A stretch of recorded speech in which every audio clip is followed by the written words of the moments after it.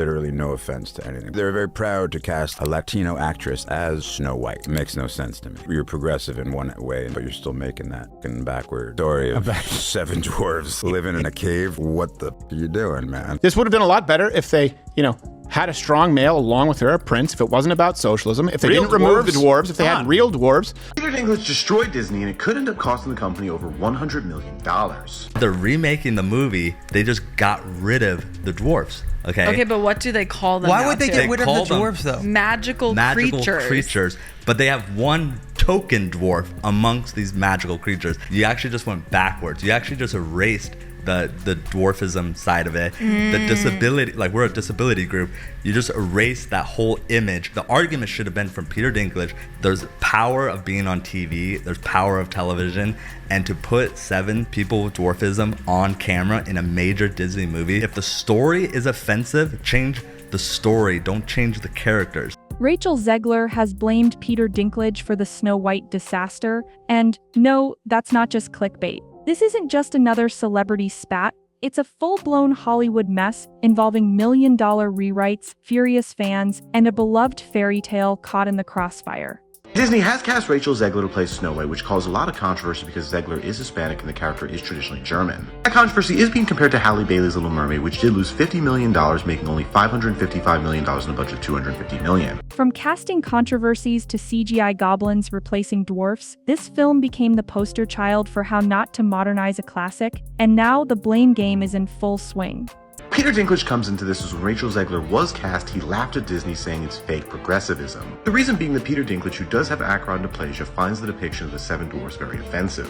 When news broke that Rachel Zegler was allegedly pointing fingers at Peter Dinklage for the implosion of Disney's Snow White, Hollywood insiders were shook. Before we dive into how things started unraveling, hit that like button and subscribe to the channel if you're into deep dives like this. We break down the biggest stories in entertainment without the fluff, just facts, receipts, and a bit of chaos.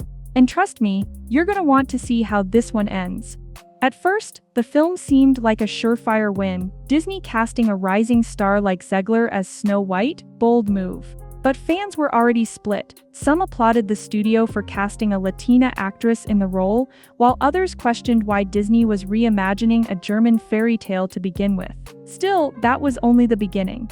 Enter Peter Dinklage. Peter Dinklage was criticized by some actors with similar conditions, like Dylan Postl said Peter Dinklage was being selfish and that community needs more work. There's now an effort in Hollywood to not cast little people and instead do things like cast Hugh Grant as an Oompa Loompa. Dinklage publicly slammed Disney for celebrating progressive casting while, in his words, still telling a backward story about 7 dwarves living in a cave.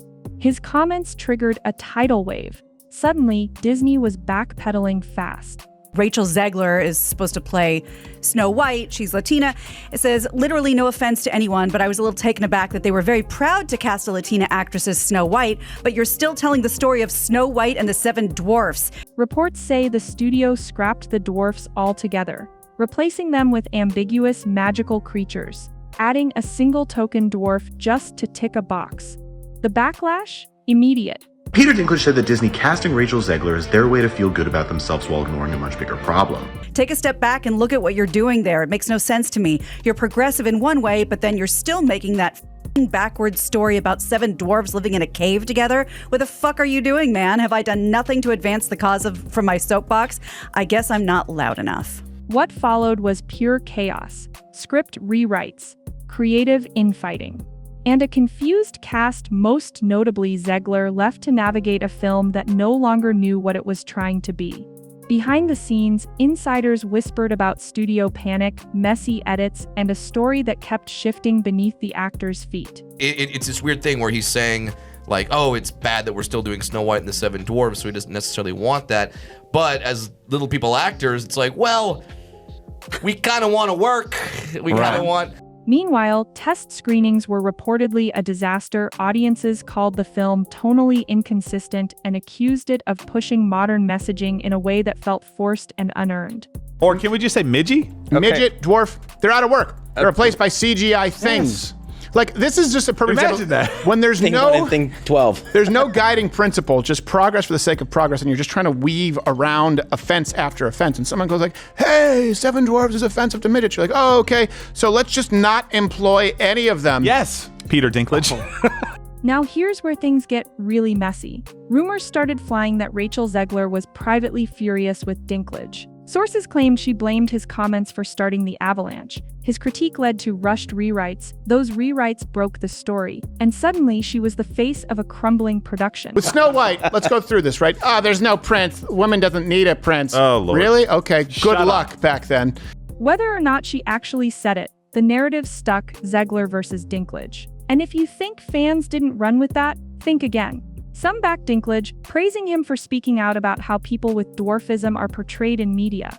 Others said he hijacked a project that could have created jobs for little people, especially actors who wanted that representation. That part, and if that's what's available, then that's what we'd like to do. But at the same time, I get what he's saying, because, yeah, if you're like, well, was it that bad? I go, yeah, because at the time, dwarves really didn't have any representation. Dylan Postal, a former WWE star with dwarfism, even called Dinklage selfish for making it harder for his community to book roles. And I get it, there's a difference between spoiling and whatever, but to go out and badmouth everybody and talk smack about, older movies in the same franchise, the canon story, I guess? Yeah. I don't know, dude. I feel like they would have had better control over that. In the middle of all this, Rachel Zegler, scrutinized in every interview, every red carpet appearance, every social media post. She never publicly confirmed she blamed Dinklage, but fans kept dissecting her every word for clues. Doesn't need a prince to save her, and not surrounded by 7 weird people. Oh, okay, just CGI fictional goblins, I guess. Meanwhile, Dinklage stayed quiet, doing interviews for other projects and dodging Snow White questions like a pro. That silence only made things spicier.